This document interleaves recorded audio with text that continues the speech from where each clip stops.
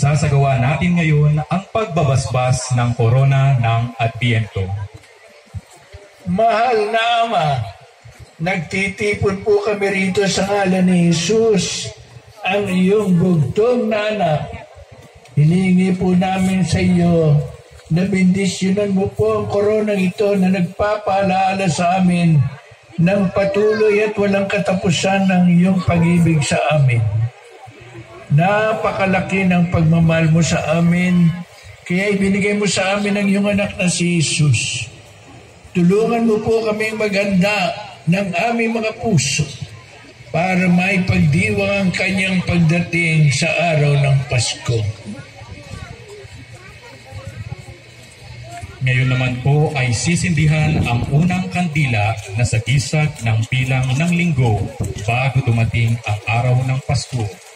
Ito rin ay nagpapakilala ng ating pananampalataya kay Kristo na siyang liwanag ng mundo.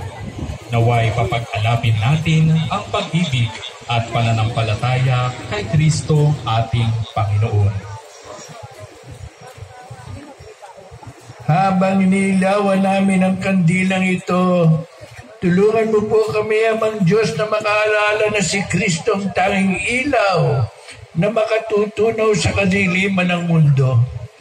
Tulungan mo po kaming mapanatili ang kanyang ilaw sa aming mga puso sa pamagitan ng pagiging handang magmahal sa Kanya sa mga taong katabi namin, lalong-lalo na mga nagdurusa at naghihirap.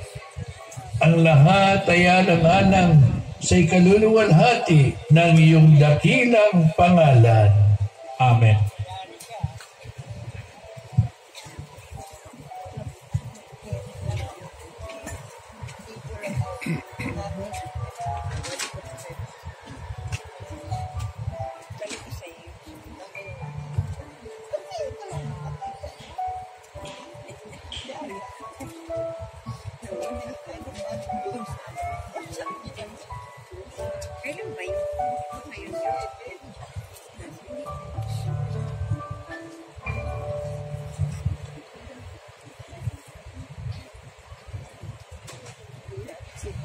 Sa ngalan ng Ama at ng Anak at ng Espiritu Santo.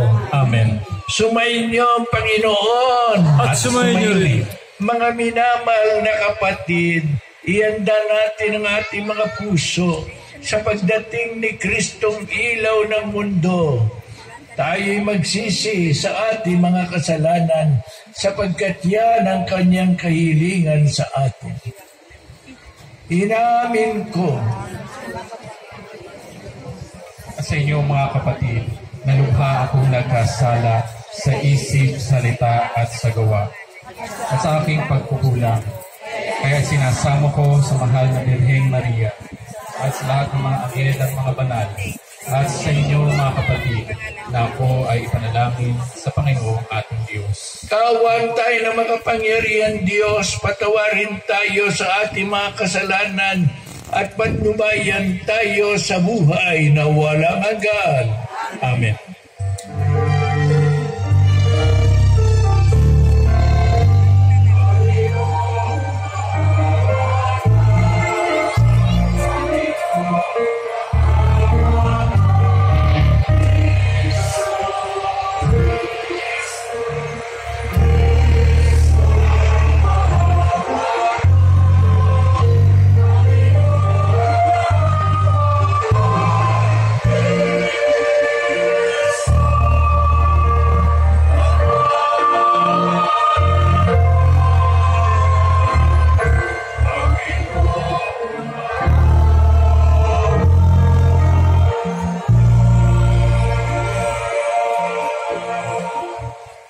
Manalangin tayo.